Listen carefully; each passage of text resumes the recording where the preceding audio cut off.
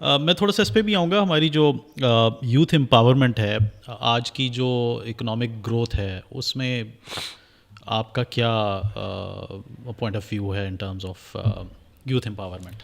सारी गेम ही यूथ की है जी।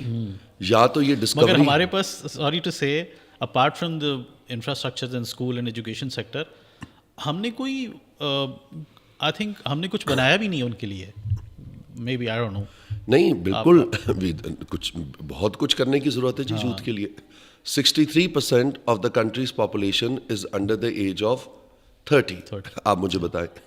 And seventh largest youth cohort in the world. By 2050, we will be the fifth largest youth cohort. United Nations definition of young people is age 16 to 29.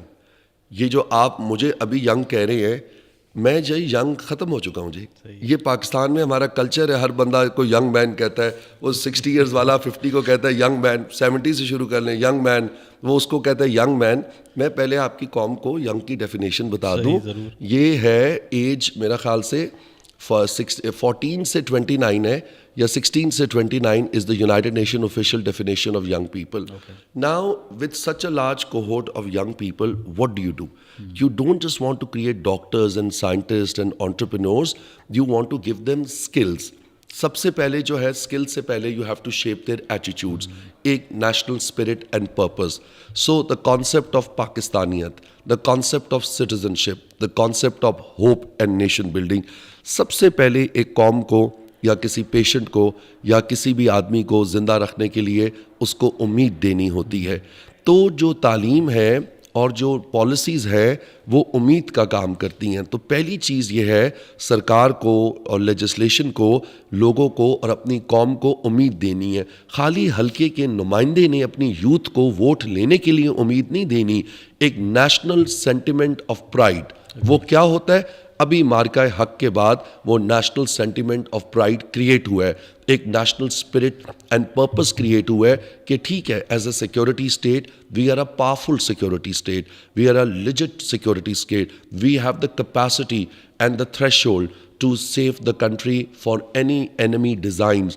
ये एक construct है, इसको आप national security construct कह लें।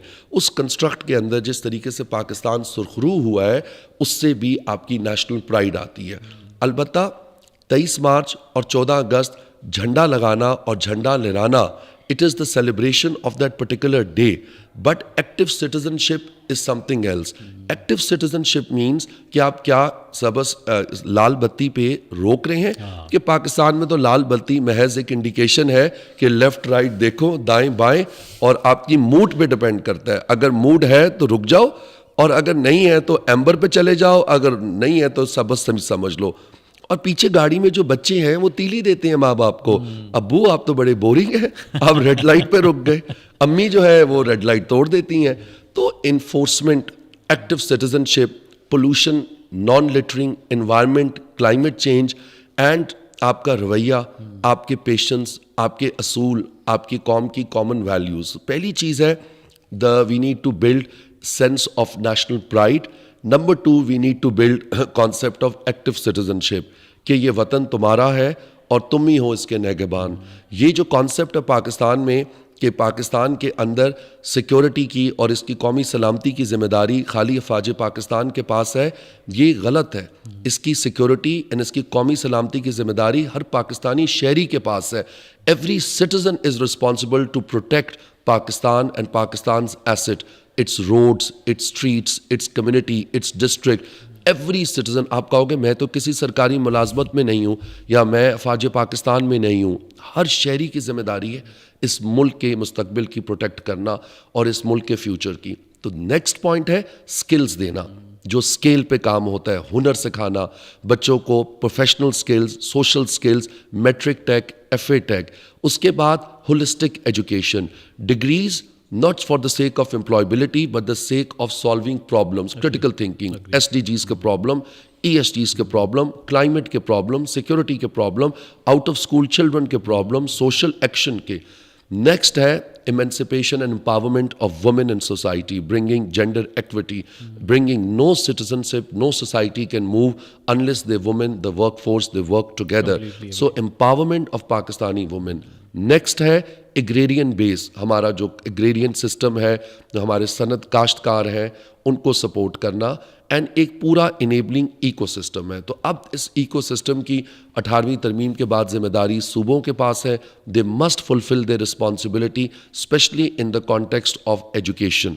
आप खाली एक अच्छी होलिस्टिक एजुकेशन दे दें, आपने एक बुनियादी जिम्मेदारी आर्टिकल 25A की पूरी की. State is responsible to provide fundamental literacy to all citizens free of cost. फिर आ जाती है उसके बाद जो इकोसिस्टम है कि भाई एक बंदा जिसके पास डिग्री है, क्या उसके पास जॉब है? तो उस इकोसिस्टम पे we need a lot of incubators, we need a lot of co-working spaces, we need a lot of venture capital, we need people to now mentor. Each one should teach one, each one should empower one. So we need to build a culture of community of giving, and we need to come together as Pakistanis, as a federation.